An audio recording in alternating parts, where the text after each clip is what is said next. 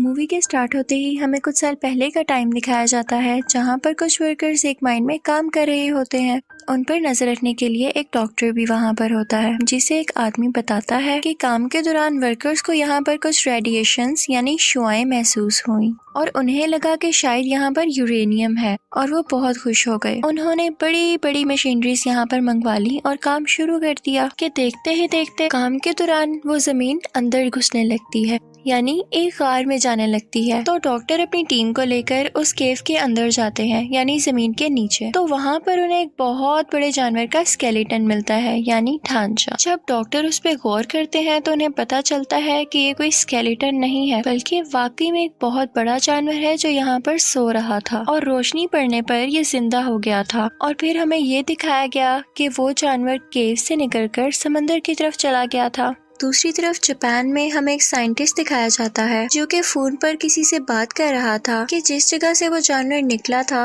वहाँ से अर्थक्वेक होता यहाँ तक आ रहा है। उसका उस जगह पर एक प्लांट होता है। वो कहता है कि अगर ऐसे ही चलता रहा तो मुझे तो अपना प्लांट खत्म करना पड़ेगा। तभी उसकी वाइफ आती है और वो अपनी वाइफ और अपने बेटे फोर्ड को लेकर वहाँ से चला जाता है। वो अपनी वाइफ से कहता है कि जो अर्थक्वेक के झटके आ रहे हैं ये मुझे कोई अच्छी बात नहीं लग रही, तो तब तक तुम मेरे प्लांट के पास मेरे कुछ टीम के साथ रहोगी। फिर हमें वही साइंटिस्ट एक लैब में दिखाया जाता है जो कि पता लगा रहा था कि असल में ये अर्थक्वेक के झटके आ कहाँ से रहे हैं, लेकिन उनमें से किसी को कुछ भी पता नहीं चल रहा था। तो वो कहता है कि सब मशीनरीज ऑफ कर दी जाएं, क्योंकि हम नहीं जानते कि ये झटके किस चीज के हैं और कहीं ये हमें नुकसान न पहुंचा दें। इसी के साथ वहाँ पर फिर से अर्थक्वेक आने लगता है और साइंटिस्ट की वाइफ भी वहाँ पर आ जाती है। वो वहाँ से भागने लगती है और चैम्बर में ब्लास्ट होने की वजह से एक पॉइजनस गैस यानी जहरीली गैस उसकी तरफ बढ़ने लगती है। साइंटिस्ट अपनी वाइफ को बचाने के लिए आगे बढ़ता है, लेकिन तब तक बहुत देर हो चुकी थी और गैस पूरी तरह से उस कैबिन में फैलने लगी थी। तो उसकी वाइफ उससे कहती है कि दरवाजा बंद कर दो इससे पहले कि ये गैस यहाँ तक पहुँच जाए। और ना चाहते हुए भी साइंटिस्ट को वो दरवाजा बंद करना पड़ता है और इसके बाद वो काफी उदास हो जाता है क्योंकि उसकी वाइफ अंदर रह गई थी। वो उससे कहती है कि हमारे बेटे फोर्ड का ध्यान रखना, और इसी के साथ रेडिएशन की वजह से वो पूरा का पूरा प्लांट तबाह हो जाता है। फोर्ड भी ये सब कुछ अपने स्कूल से देख रहा था। अब हमें 15 साल बाद का वक्त दिखाया जाता है। फोर्ड अब एक फौजी बन चुका था और कुछ मंथ की ट्रेनिंग के बाद वो अपने घर वापस आया था। वो अब मैरिड था कि उसकी वाइफ को कॉल आती है कि फोर्ड के डैड को पुलिस ने पकड़ लिया है। फोर्ड अपने डैड से नफरत किया करता था क्योंकि वो समझता था कि उसकी मदर की डेथ उनकी वजह से हुई, लेकिन अपनी वाइफ के कहने पर वो उन्हें मिलने चला जाता है और जाकर अपने फादर को पुलिस से छुड़वा लेता है। फिर वो दोनों घर आते हैं तो उसका फादर उससे कहता है कि बेटा वो एक एक्सीडेंट नहीं था, बल्कि उसके पीछे कुछ रेडिएशंस थी और सेम चीज हम अभी भी फील कर रहे हैं फिर से। और वो अभी भी इसलिए अरेस्ट हुआ था क्योंकि वो उस जगह पर गया था जहाँ पर पुलिस ने जाने से मना किया था। वो बताता है कि मेरे दोस्त ने भी वॉइस फ्रीक्वेंसी नोट की है, यानी वहाँ पर से अजीबोगरीब आवाजें आती हैं, तो मुझे वहाँ पर जाकर देखना होगा और ये साबित करना होगा कि उस रोज प्लांट पर जो ब्लास्ट हुआ वो कोई एक्सीडेंट नहीं था। तो फिर फोर्ड भी अपने फादर के साथ वहाँ पर जाता है।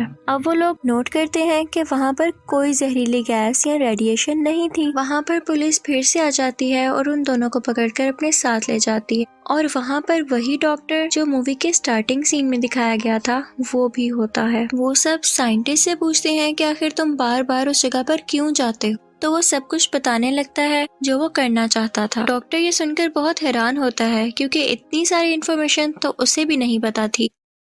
वो वहाँ पर एक बहुत बड़ी पत्थर जैसी चीज पर कुछ एक्सपेरिमेंट्स कर रहे हैं। अचानक वो पत्थर हिलने लगता है तो वो लोग उस पर बिजली फेंकते हैं, यानी इलेक्ट्रिकल शॉक देते हैं। वो पत्थर टूट जाता है और उसके अंदर से एक बहुत बड़ा क्रिएचर बाहर आता है। वो बहुत ही ज्यादा बड़ा था और लोगों पर बिजली जैसी कोई चीज फेंक रहा था। और फिर हमें दिखाया जाता है कि वो जानवर खुद को कैद से आजाद करवाकर प्लांट से बाहर आ जाता है और वहाँ से उड़ जाता है। अगले दिन कैप्टन आते हैं और डॉक्टर को अपने साथ जाने का कहते हैं। डॉक्टर अपने साथ साइंटिस्ट और फोर्ड को भी ले लेता है, लेकिन इस वाकये में साइंटिस्ट काफी जख्मी हो चुका था। वहाँ पर जाकर उनका हेड उन्हें बताता है कि ये क्रिएचर कोई आम क्रिएचर नहीं। जब जमीन की रेडिएशंस कम होती गई तो ये समंदर की गहराइयों में चला गया ताकि ये वहाँ से अपनी एनर्जी ले सके।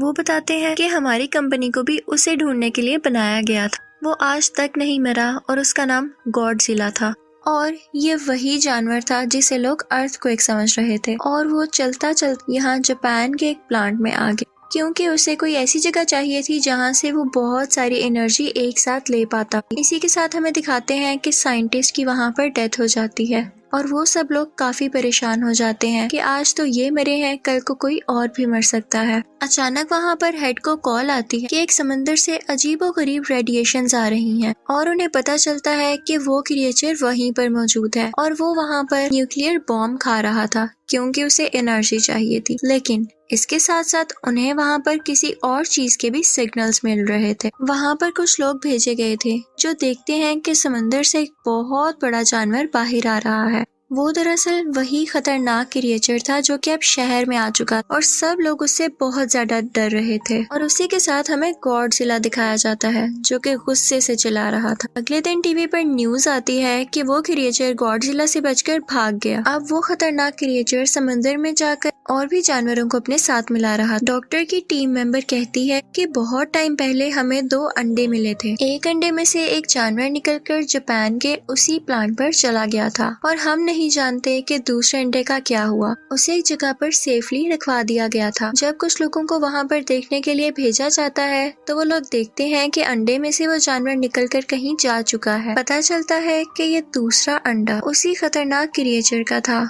और वो उसमें से निकलकर किसी और शहर में जाकर तबाहियां मचा रहा था। इन दोनों को पुलिस ढूंढने लगती है। फिर हमें दिखाया जाता है कि डॉक्टर टीवी पर दूसरे क्रिएचर की फुटेज देख रहे होते हैं। वहाँ पर वो नोट करते हैं कि इस क्रिएचर के तो पर ही नहीं है जैसे पहले क्रिएचर के थे।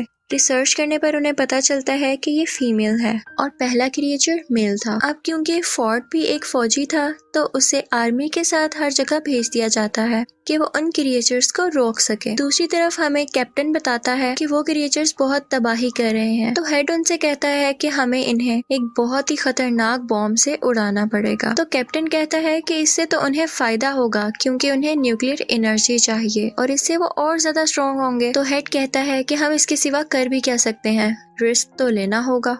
वो दोनों क्रिएचर्स अपनी एनर्जी रिस्टोर करने के लिए यानी रेडिएशंस को खुद में फिल करने के लिए एक समंदर में जा रहे थे क्योंकि समंदर की गहराई से उन्हें बहुत सारी रेडिएशंस मिली और गॉडजिला दूसरी तरफ उन्हें मारने के लिए आ रहा था। तो ये सब लोग भी उसी समंदर की तरफ बढ़ते हैं और वो न्यूक्लियर बॉम्ब भी अपने साथ रख लेते हैं। फोर्ड भी इन पर नजर रखे हुए था। वो बॉम्ब उन्होंने एक बोट पर रखा हुआ था। मेल क्रिएचर आकर उस बोट पर अटैक कर देता है और वो न्यूक्लियर बॉम्ब उठाकर वहां से चला जाता है। अब वो दोनों क्रिएचर्स उस बॉम्ब को लेकर वहां से दूर चले गए थे क्योंकि उन्हें वो चीज मिल गई थी जिससे उन्हें बहुत सारी एनर्जी मिलने वाली थी। आर्मी का और हेड का ये प्लान अब पूरी तरह जाया हो चुका था। वो लोग सोचते हैं कि हमसे तो कुछ भी नहीं हो पाएगा तो शायद गॉडजिला हम सबकी जान बचा ले। फिर हमें दिखाया जाता है कि वो क्रिएचर्स शहर में बहुत तबाही मचा रहे थे, लेकिन लकीली गॉडजिला भी वहां पर आ जाता है और आर्मी भी वहीं पर थी। फिर हमें दिखाया जाता है कि गॉडजिला इस क्रिएचर के सामने आ जाता है और ये लोग लड़ने लगते हैं। ये बहुत ही बड़े थे और लड़ते लड़ते बहुत चीजें डिस्ट्रॉय कर रहे थे, तो सब लोग पीछे हट जाते हैं। यहाँ पर अभी सिर्फ मेल क्रिएचर ही मौजूद था, तो गॉडजिला उससे आसानी से लड़ पा रहा था और वो उसे मारने ही वाला होता है कि पीछे से फीमेल क्रिएचर आकर उस पर अटैक कर देती है और अब गॉडजिला इन दोनों से अकेला लड़ रहा था। यहाँ पर गॉडजिला के लिए उन दोनों को मारना काफी मुश्किल हो रहा था। दूसरी तरफ हमें दिखाया जाता है कि आर्मी को अंडरग्राउंड यानी जमीन के नीचे एक घोंसले में बहुत से अंडे मिलते हैं जो कि फीमेल क्रिएचर ने दिए थे और गॉडजिला के लिए उनको हराना काफी मुश्किल हो जाता। आर्मी वहाँ पर एक बॉम्ब पर टाइमर लगाकर बाहर आ जाती है और जल्द ही वो बॉम्ब ब्लास्ट हो जाता है और सब के सब अंडे उसमें हट जाते हैं। जब मेल और फीमेल दोनों क्रिएचर ये देखते हैं तो उन्हें अपने अंडों की फिक्र होने लगती है और वो दोनों गॉडजिला को छोड़कर उस तरफ भागते हैं। अब उस धमाके से गॉडजिला को ये फायदा हुआ कि उस धमाके की रेडिएशंस गॉडजिला में एनर्जी की तरह जाने लगी और उसने वही एनर्जी यूज कर अपने मुंह से उन दोनों क्रिएचर्स पर फेंकी और अब गॉडजिला काफी स्ट्रॉन्ग हो चुका था और वो दोनों क्रिएचर्स से पूरी ताकत से लड़ रहा था। और यहाँ पर गॉडजिला मेल क्रिएचर को मार देता है। तो ये देखते हुए फीमेल क्रिएचर को काफी गुस्सा आता है और उसे इस बात का भी गुस्सा था कि आर्मी ने उसके अंडों को मार दिया। तो वो फोर्ट की तरफ बढ़ती है, लेकिन गॉडजिला उसे पीछे से आकर पकड़ता है और उसका मुंह खोलकर अपने मुंह से सारी की सारी रेडिएशंस उसके अंदर डाल देता है, जिसकी वजह से उसे बहुत पेन होने लगती है और वो मर जाती है। फोर्ट भी यहाँ पर काफी जख्मी हो चुका था, लेकिन आर्मी उसे ठीक करने के लिए वहाँ से ले जाती। अगले दिन हमें गॉडजिला दिखाया जाता है। लोग समझ रहे थे कि वो मर चुका है, लेकिन वो थक चुका था और अपनी आंखें बंद कर लेटा हुआ था कि अचानक वो उठता है और वापस समुद्र में जाने के लिए चलने लगता है। वो इनफैक्ट यहाँ पर किसी को कोई नुकसान नहीं पहुँचाने आया था। उसकी दुश्मनी तो बस उन खतरनाक क्रिएचर्स से थी और अब जैसा कि उसने उनको मार दिया तो वो वापस समुद्र में चला जाता है। और अब दिखाया जाता है कि फोर्ड भी अपनी बीवी और बेटे के पास चला गया था और सब कुछ यहाँ पर ठीक हो जाता है। इसी के साथ मूवी भी एंड होती है। Thank you for watching.